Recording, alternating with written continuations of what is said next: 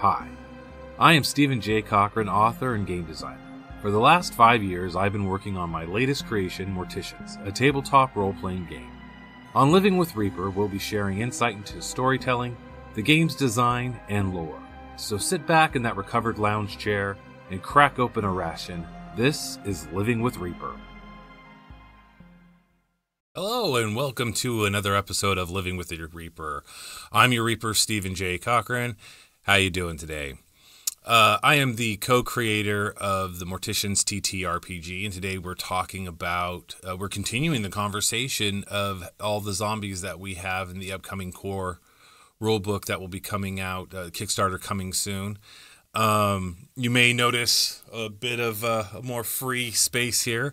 We recently had a system update that ended up coming from the ground up. We weren't getting updates for security reasons for Microsoft sometime last Friday, and so we had to redo the entire system. So everything we're piecing back together slowly but surely. And so in that process, always look at the silver lining of a cloud. I realized that I could actually get this out, so I don't feel like I'm stuck in this box. That's why I had the map railings there. So really, really excited for this new format. Or layout, I guess. The way, I talk with my hands. I'm a hand talker. Always have been, always will be. So let's get started. Ended up in an interesting conversation with my wife earlier, which was a continuation of a conversation I had with my D&D group, in which we were talking about what is the line of cannibalism. Which, in D&D, the line is communication. If you're able to have a conversation with them, it's classified as cannibalism. And I guess the idea is the difference between a horse and a centaur, right? Which is kind of a disturbing thought, but, but I used the phrase monster in the discussion. And my wife pointed out, well, how do we define monster? And this is an interesting topic to talk about with funeral directors. Like, how do you define a monster? In high fantasy games, a monster is anything that is evil or causes harm. So you could have a non-sentient object that causes harm that is placed in the monster category, but is evil and causes harm, or causes harm. Also kind of relates to why humans are in the monster category, because we have the capacity to be both. We can be good or evil, and when we do evil things, we are considered a monster. So in that movie that you watched where the evil guy says something really, really heinous, and the protagonist looks at him and goes, "Oh, you monster." He's not talking about a fictional beast, but literally he is a monster. And it's kind of like that, is like that in how we approach our monsters. We don't call them monsters, we call them baddies, because it expands beyond just the zombie monster or the undead zombie animal, any zombie creature, because we have raiders, we have nomads, which are both good and evil depending on how you want to play them. We have the main bad guys, which are the bikers, and even and you saw a little bit of them in the Zombie Trail. If you watch the Zombie Trail available on YouTube, the sheriffs they believe themselves to be good. They believe themselves to be justified, but in fact are in the baddies category because they are doing evil and inflicting harm onto others. So that's our approach to the baddies in the baddie section of the core rulebook. Is what makes a baddie is anything that is intending to do you harm or is evil. And you want to recognize that distinction. Now, if I talked about this in the past, like intent. Intent is very important, and understanding the intent, or the what did I call in that episode? It was from the Star Trek episode. It was the poetics, dictates of poetics. Dictates of poetics intent is important, like the driving factor. This, you just go back to episode 12 and look at what the conversation that I have with you about the dictates of poetics and intent. Are scavengers or survivors who've built a community, are they baddies? Are they monsters? What is their intent? Are they trying to defend themselves out of fear? And is that enough to make them evil or a baddie? And on top of that, how do you address that and give that opportunities for your players to look at and evaluate? It's one of the best things about writing fantasy fiction and post-apocalypse. We get to address some of these human natures that we have pertaining to how we interact with each other. There's murder hobos is a thing, and it's a beloved part of gaming. But you have the opportunity, if you decide to go deeper than that and put your players into situations that force them or entice them to make moral decisions. Give your players the opportunity to be the good guy. Let them step up and reward. We see this in child development.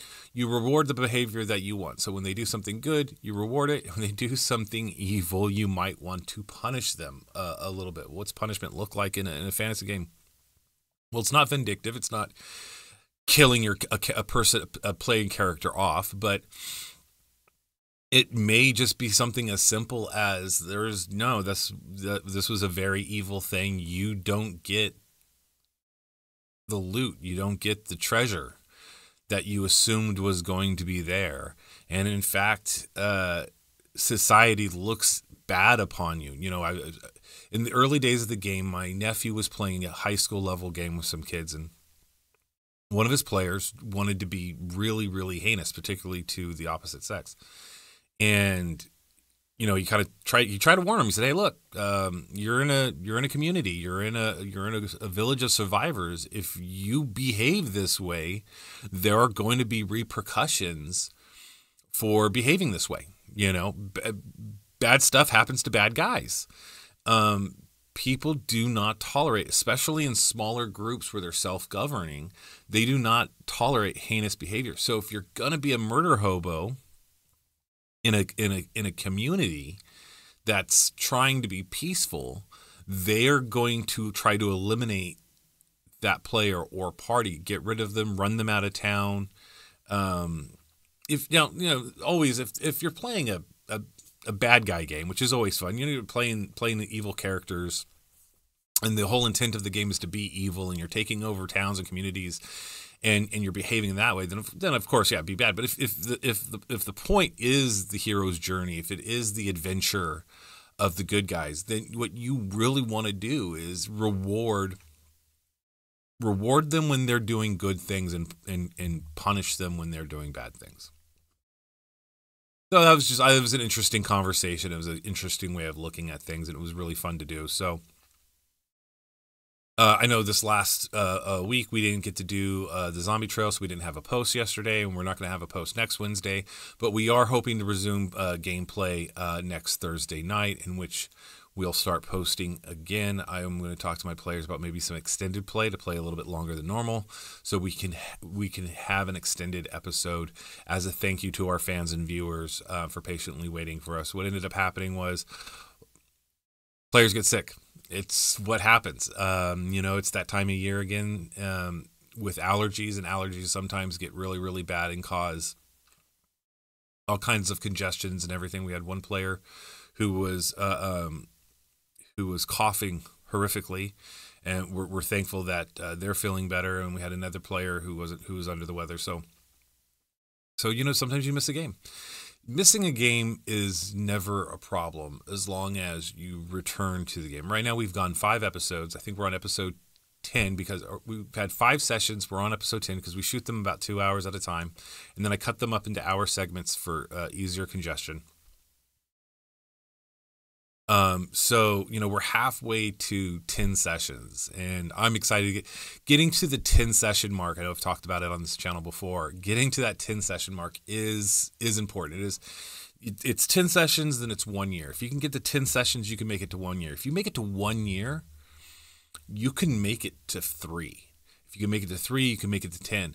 And it's all about creating an environment of availability for people to join and not getting upset or falling behind just because someone misses a game or you had to skip a session. One of the things that I always do at the table is that regardless of if a player is there or not, everyone gets the same experience. And I know for a lot of the old high fantasy games, that's not the case. You have to be at the table to get the experience. But I find for table cohesion, it is easier to keep people motivated to coming. If life happens and a player misses too many games, well, now they're a level or two behind everybody. They're not as strong. They're not as capable. They don't have as much loot. Now they feel like they're having a different gaming experience than the rest of the table. And that weighs on a person. They're not going to have as much fun with the group if circumstances have kept them from being able to keep pace. So I always, for my sessions, always say, well, it's really a group level that everyone's at and everyone's getting the same experience. And it helps cohesion and it makes people feel better.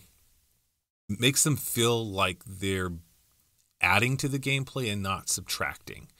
And that feeling, that sense of adding to the story and participation is important to your players. And you want to create an environment that everyone feels welcome and that they're adding things to.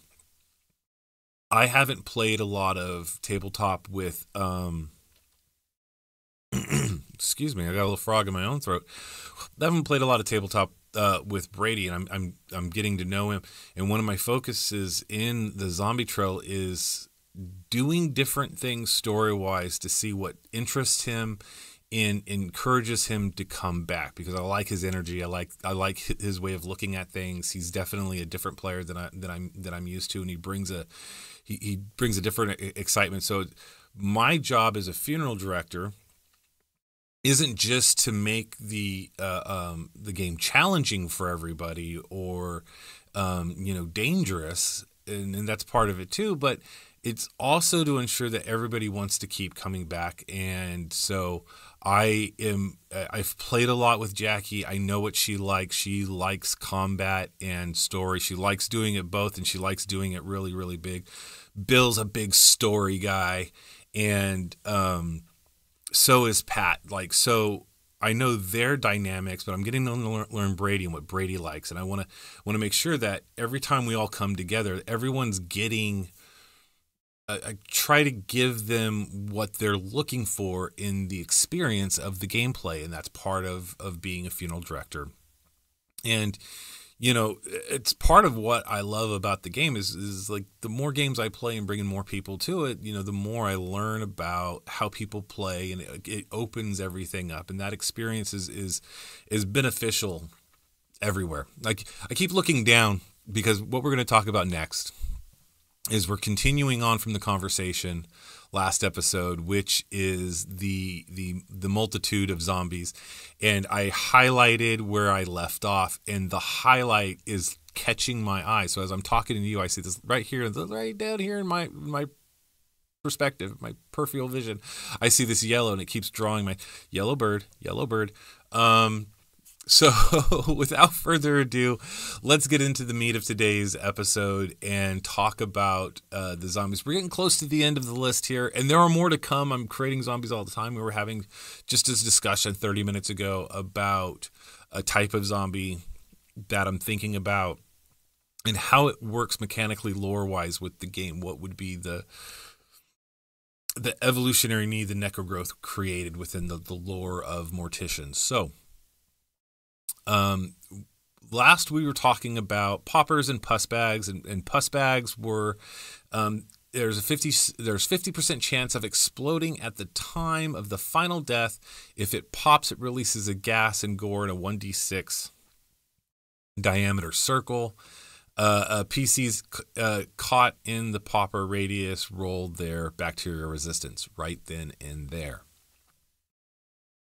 And so, the idea of 1d6 diameter, for those of you who, like me, may have struggled in math class, the diameter is, if you were to take the hex in the center, that's hex 1, that's 1, and you go 3 out in each side. That's your six diameter, 1d6 diameter. So the funeral director rolls the 1d6, says this is the circle in which the gas has exploded.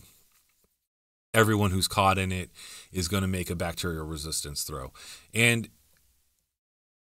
the results of that roll go into effect at that time.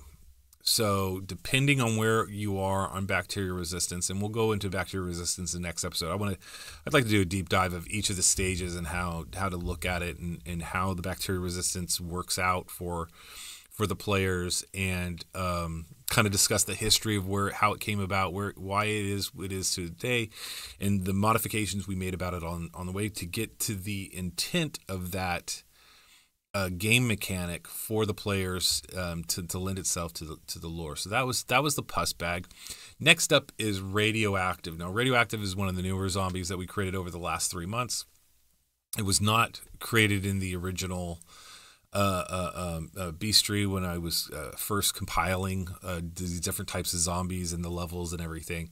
And radioactive came about at the same time as the chemical zombie and the drug-addled zombie, which I'll be talking about next. And the radioactive zombie just does extra BR roll after combat. So if a character has a BR roll and they they met a radioactive zombie, and the zombie made contact with them, instead of doing 1 bacteria resistance roll, they're going to be doing 2 bacteria resistance rolls. And on top of that, radioactive zombies have a plus 10 to their damage rolls. So the idea behind the radioactive zombie is that somewhere along the way, radioactive material spilled. I don't know if you guys know this, but we transport radioactive material through rail lines and in trucks all over the country, that was used for various reasons. Some of it, is military. Some of it is just power. Some of it is actual leftovers from very specific manufactured things. So we have this byproduct of manufacturing, really, is what radioactive material is. At least in this scope. So it spilled somewhere. Maybe that's what killed the person that would eventually become the zombie, and they soaked it up, and they are now radioactive. And as they are walking around, I don't think playing a lot of radioactive, unless you're going to make a campaign that was specifically focused on a waste disposal site or a military base. I would say that if there was like a ranking of how often someone would see a radioactive zombie, I would make a radioactive zombie incredibly rare. The idea of having 2 bacteria resistance rolls, bacteria resistance, it's a slippery slope, and we'll go in more detail in that later. It really starts stacking up on people quite quickly. And if you watched Ladies of the Horde, Cassandra just opted to kill herself when it got too bad. Like, she didn't even want to try to see how far it would go. She got to this point, she's like, look, I'm going to end up being a burden on you guys. I'm done. And she had Denny walk her under a tree, and they said goodbye. And it was very touching. If you haven't seen that episode, I highly recommend watching the series and watching one of the final episodes. I think we only have like 2 episodes after that. And so, yeah. So bacteria resistance is the slippery slope. The next one is the drug-addled zombie. This one, as a funeral director, is fun, and it is rapidly becoming one of my favorite go-to zombies to throw in the game. The players love it. And so the idea of the drug-addled zombie is Keith Richards, right? Like, it's Hunter S. Thompson. It's someone who has, for the entirety of their life, consumed large amounts of a controlled substance in some form or another, and the effects of which, every time it hits a player, it applies effects from drugs. Okay? It does not add addiction. So if you get hit with the drug-added zombie, you can get an effect of drugs added on you for a limited time. It doesn't mean you're addicted to it, because there's a whole addiction mechanics that are built into drug use. But the funeral director rolls a 1d6, and to see if the effects of this drug kick in. Now, I had a lot of fun making this list because it goes from, it's not all bad. Some of the situations can be quite comical, and it is good. So, like for instance, 1d6, if you roll a 1, antibiotics. So the character's fighting a drug-addled zombie. The zombie hits them. You roll a 1.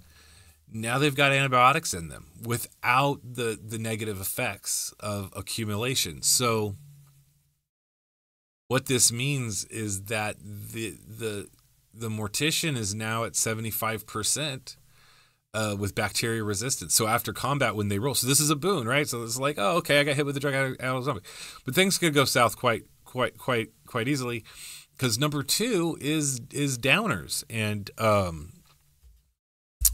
so what do downers do, right? So downers induce sleep for 1d10 hours, and they reverse the side effects of uppers. So what's great about downers, if you roll a 2, someone could fall asleep right then and there. The benefit of it not having the same side effects of the actual drug is that you can be woken up. So it in turn, that just gives, like, you can lose a turn. And we'll probably expand on that a little bit more, because downers, like, you're supposed to be sleeping it off. Basically, downer is supposed to be an opioid type chemical in the game, and so for the zombie to hit you with some downers, all of a sudden you're out cold. So it's a slippery side. Then there's dust, and dust is really, really great. You get plus 10 to your HP, get plus 4 to your melee damage, 10 points to unarmed melee throwing and shooting. This is a fantastic boon. Side effects: minus 15 to your maximum HP once the drug has run its course. Minus 10 points to all skills for 1d4 days. Takes 2 extra hours to fall asleep. So, really kind of it hits you kind of hard. Like, it could be, oh, this is great, but if you're down to 15 points, you're down to your last 15 HP, and then combat ends, the side effect kicks in, and then you're down to 0. So dust is a tricky one to navigate and to utilize. Timing is everywhere.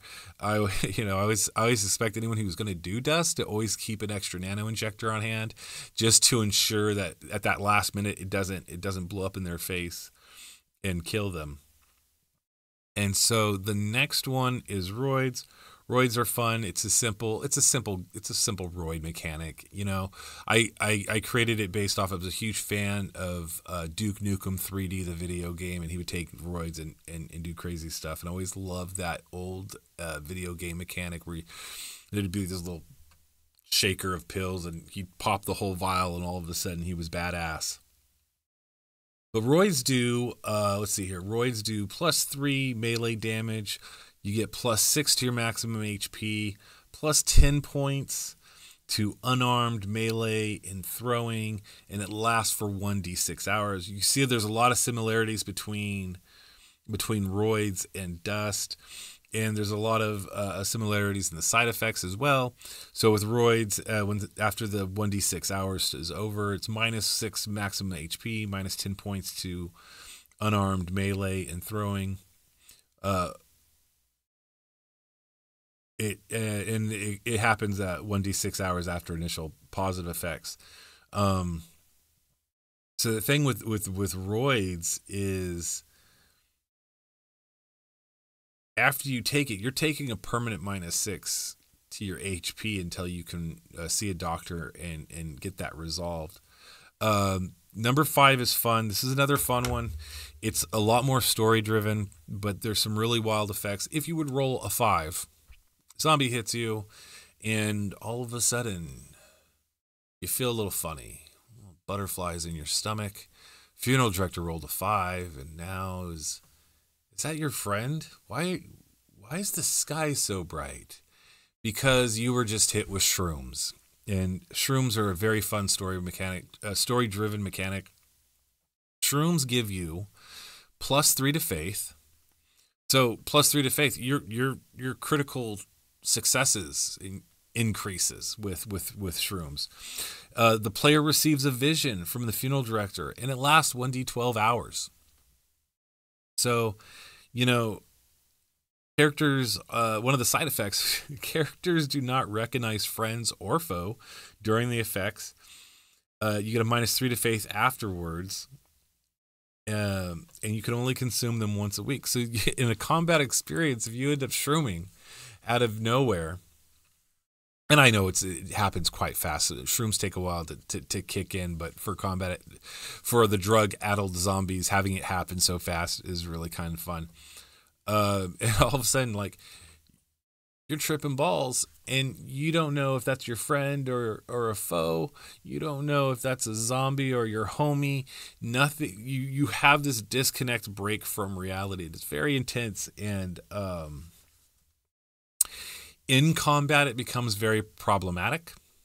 Outside of combat, it becomes really fun.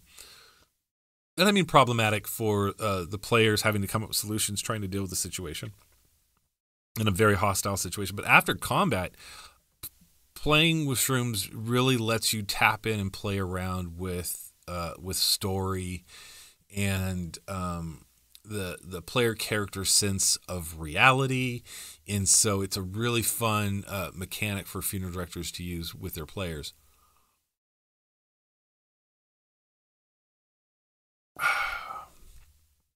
And then last but not least, everybody's favorite, uppers. Uppers give you +2 to your action points with a max of +10 and +5 to initiative.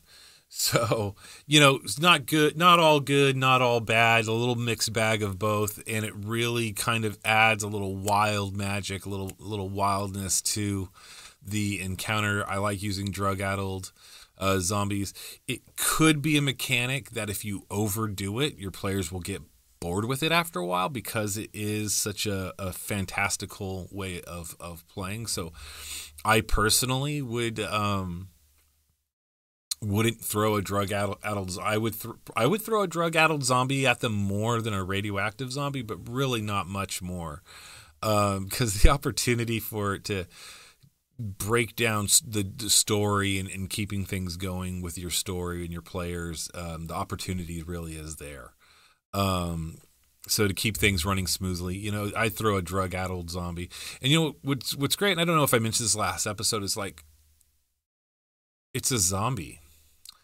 With the exception of 1 or 2 of them, there are no physical features that indicate what these zombie types are to a player. Every player who squares off with a zombie, it starts as just a base zombie. Whether you want to add these types on top of that base is up to you. And so your players should never know what they're really coming across. Now, there's a couple, 1 or 2 that, obviously, like a flesh golem and a fat zombie and an armored zombie. Those are going to have very physical characteristics that you can describe to the players. I mean, if you walk up to a fully armored military zombie type, you're going to be like, okay, he's armored, he's got plate, he's not going to be able to take shots very well, he's wearing a helmet, headshots are going to be more difficult. Like that's a visual cue that you can explain to them. But for the most part, there is no physical difference between a popper, a pus bag, a radioactive, or a drug-addled zombie. So the experience is always fun. Next, we have the Rotters. Rotters were one of the original zombie types that we came up with. 10% chance of exploding at the time of final death. If it pops, it releases gas and gore in a 1d4 diameter circle. PCs caught in a popper radius roll their BR. Now, for poppers, that BR is at the end. They're not as aggressive as the pus bag or the popper. It's the Rotter is kind of like the less effective pus bag or popper. Next up, we have the screaming zombies.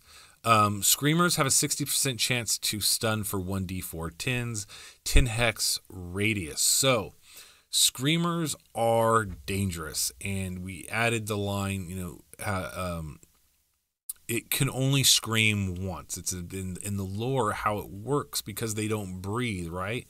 But it builds up gases and it releases all that gas at once, causing it to scream. And then it takes time for it to build up the ability to scream again. So screamers have a one-time 60% chance to stun the players for 1d4 10, and that 10 hex radius is lethal.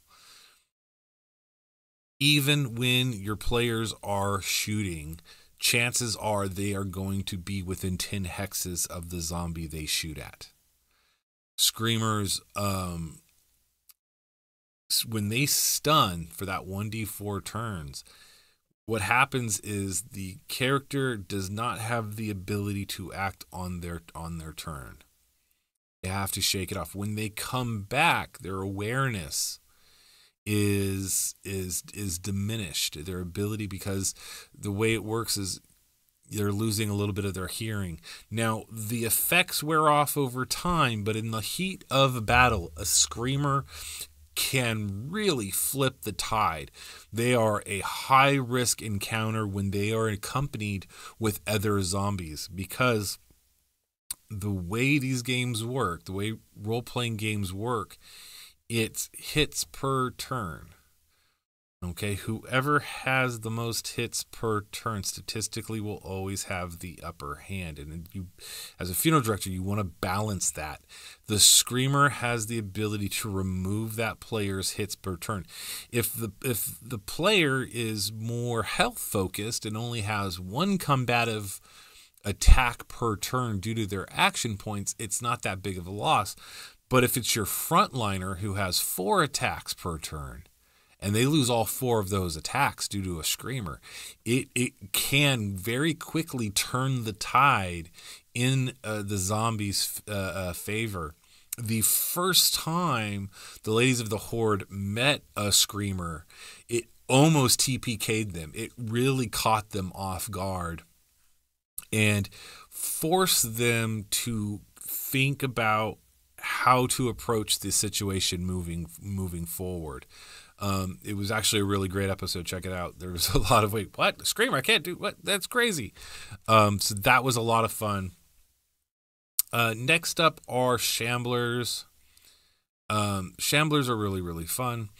Shambler moves 2 AP to move 1 hex. So these are the Night of the Living Dead slow zombies. This was one of the core zombies that we created. Shambler. It has 1d4 plus 4 Shamblers. So the Shamblers are like a horde. There's always in group of them. Okay. So as a funeral director, when you're throwing in Shamblers, they're never by themselves. You always roll a 1d4 plus 1, and they're always level appropriate. So Shamblers are not bosses, and they're not minion type fights. But what's great about the Shambler is that 1d4 plus 4 each shambler gets an additional 1d4 to their damage roll when another shambler is within 2 hexes. And the bonus damage stacks per shambler. So what that means, the idea of the shambler was that, there was a remake of Dawn of the Dead a couple of decades. Yeah, I think it's a 20-year-old movie, maybe 15 years. We'll have to look it up. So Dawn of the Dead was remade, and a really great film. Ving Rhames is in it. He does fantastic. The dad from Modern Family is in it, and he's hilarious. And if you grew up watching Modern Family, seeing him in this role, you'd be like, "Oh my God, Phil, really?" It's fantastic. Definitely a hard R. But one of the things they did in the remake of Dawn of the Dead is they went from the slow-moving zombie to the fast-moving zombie, which is kind of the modern zombie that we see.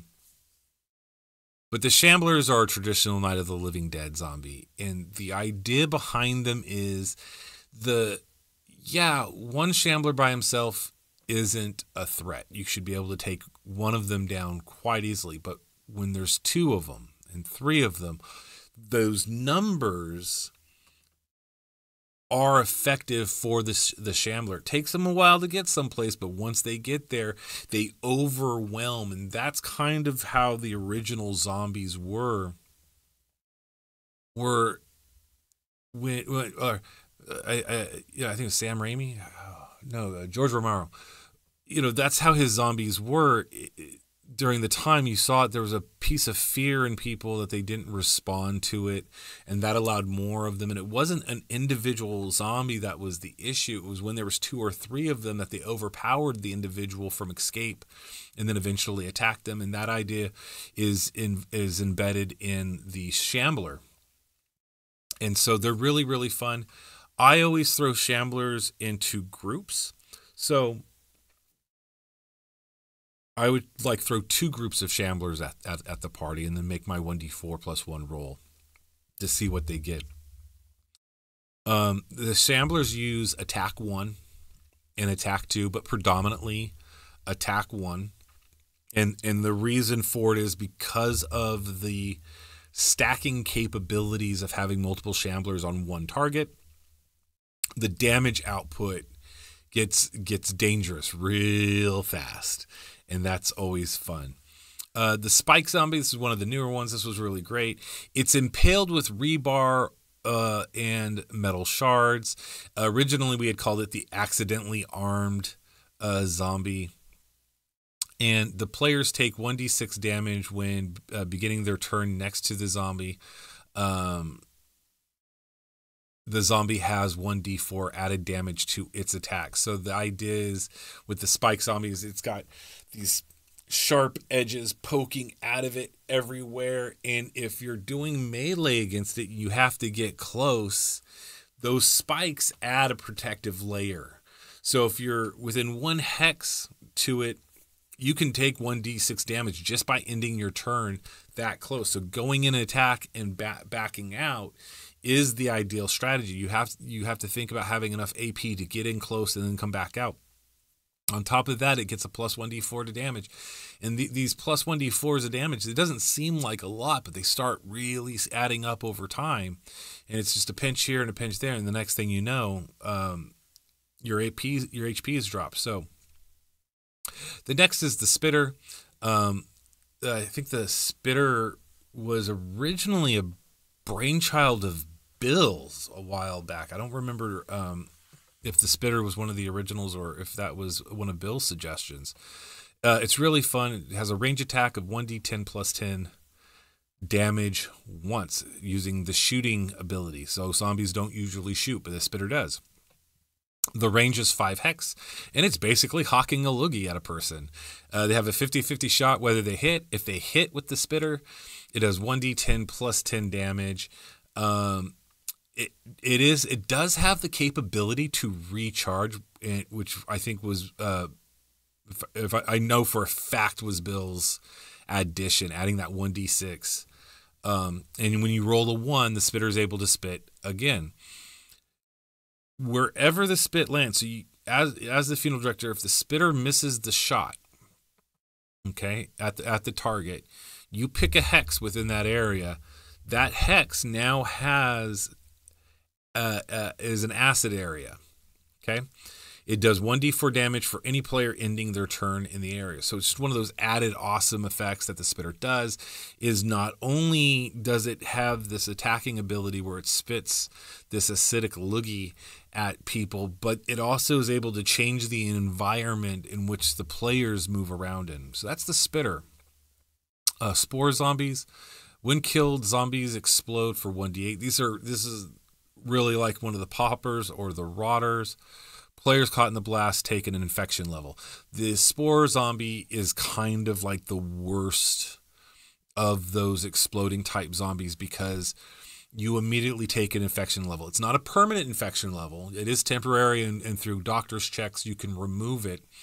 But the spore zombie does have the ability, when killed, to cause an infection level to grow. And you know what? I'm just going to make a note that next episode, we're just going to talk bacteria resistance, infection stages, addiction stage, and how all of those work with the mechanics of the characters to kind of do a deep dive on that. So if you want to learn more about those leveling systems, go and check us out next Thursday for that episode. Stalker. Let's get some water in here, huh? Stalker zombie. I'll scroll down so I can see this better. And there we go. Okay. Stalker zombie. So we talked about this last episode, how stalkers and hiding and stealth zombies kind of work. Is they are in a resting state. They're conserving. So a stalker is even deeper in it, and so their shady roll, if you're looking and you just happen to see a corpse laying down, if it's a stalker, they have a 75% chance to just look like a body laying on the ground, or a pile of clothes, or they looks like they've dissolved. So a stalker is a more aggressive stealth zombie, that they're not actually thinking about being stealthy. They're not actually hiding, but they're in this, low power state to conserve what resources they have. And then they have this internal trigger that they sense when something's close enough, and that's when they spring an attack to attack something living so they can have more nourishment. In the lore, a stalker who has fed would transform into something else. So if the stalker was successful in killing someone and feeding on them, they can turn into, they can become something else. Whatever original zombie type they were before they got hungry and went into this low power state.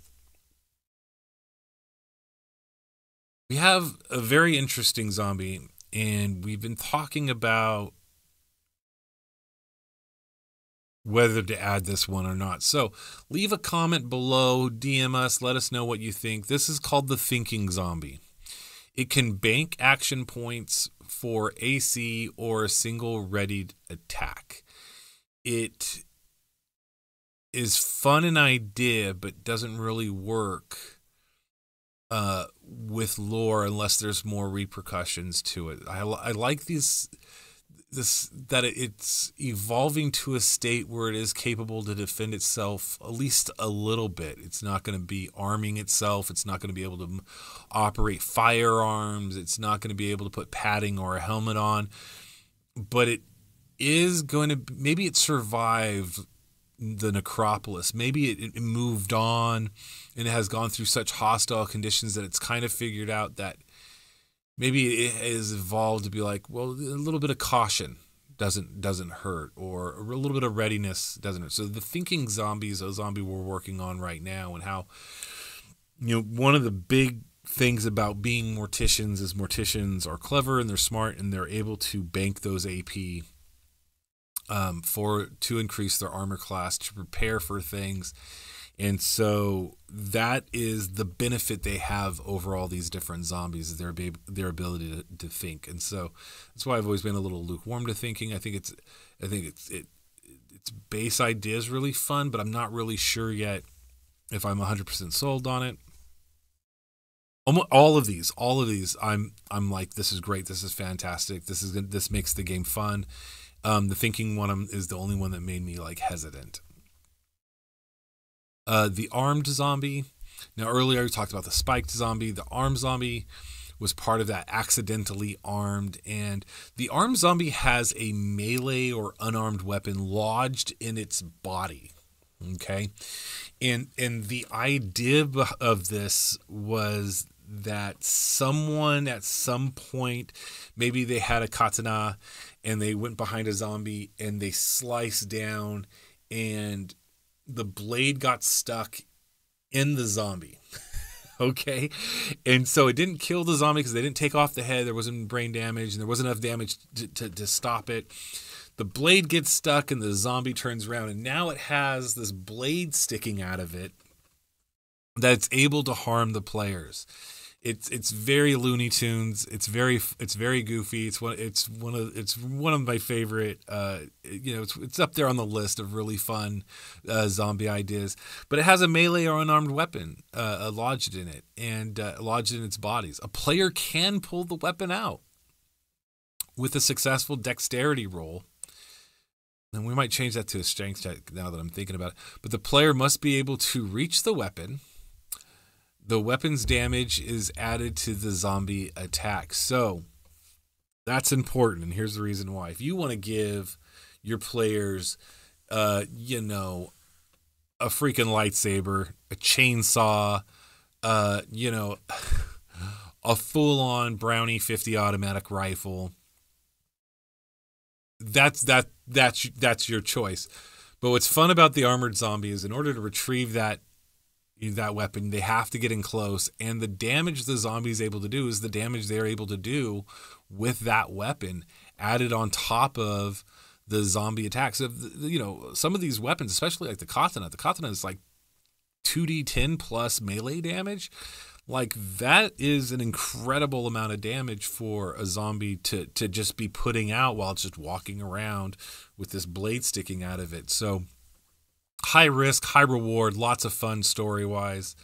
The walking corpse, it's just real simple. It's a walking corpse. It uses attacks 2 and 3. And that it doesn't really have a lot of bonuses other than it is specifically only using attacks 2 and 3. A lot of the earlier level zombies will only use 1 and 2. The walking corpse says no, it's always going to be using 2 or 3. And so its damage output is higher.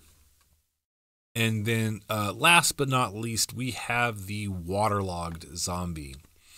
And the waterlogged zombie, it swims. It's in water. It's figured out how to move in water. It doesn't do very good in land. So in water, 1 AP to move 2 hexes in water. It's a very, very fast swimmer. Out of water, though, it takes 2 AP to move 1 hex. And it gets plus 10 to its AC because it's waterlogged. Again, pardon me. So it's this bloated, water-filled zombie, and every time you hit it on land, I just feel like it just kind of squishes with a lot of putrid water shooting out of it, but you're not really doing a lot of damage. You're just kind of wringing it out a little bit. So that's the waterlogged zombie. Inside the water, it moves very, very fast. It understands what it needs to do to survive in water. And what's great is your players aren't going to spend a lot of time in water. Even if you try doing like a Waterworld campaign or a lot of rivers and streams, they are going to focus to stay on land as much as possible. And so having them fall into a well, having them end up in a stream or something, and all of a sudden there's a waterlogged zombie there that they have to face, really increases the stakes, and they are a lot of fun. And that's about all the time we have for today. Remember, if you enjoy this, hit the like and share button. If you have any comments, go ahead and hit me up on the DM. We have our Discord. Links will be in the doobly-doo down below. If you are interested in watching gameplay, go over to the YouTube channel. We have back episodes loaded there with the Wolf Pack, which was filmed during beta, the Ladies of the Horde, and the Zombie Trail, which are the concurrent most recent games with the current edition of the rules. The Ladies of the Horde is 5 young ladies that we met over at the Dragon's Horde, which is off of Fresno. That's here in Fresno off of Bullard and Marks. And the Zombie Trail is just a group of people that agreed to play. No, it's a group of friends that decided to play and to help me expand some of the ideas for the core rule book as far as world building and lore is concerned. There's not a lot of new game mechanics other than we're always coming up with new trinket ideas. And so the core rulebook is set, and they're playing within that scope of the system. But we are expanding on the lore and the reality when we're playing the Zombie Trail. So if you've been a big fan of Ladies of the Horde, check out the Zombie Trail, where they venture closer to Sanctuary Valley's coastline in the coastal mountain regions there, and discover slowly but surely what the conditions of survivors are like there. If you're interested in getting a copy of the game, our encounter box, Crossroads, the Introductory Undertaking, is available at drivethruRPG. You can find it using looking for Morticians or Crossroads or Coxon Media, which is our publishing company that we released it under. It's the digital version right now. We are soon to be delivering the final physical copy for our Kickstarter backers.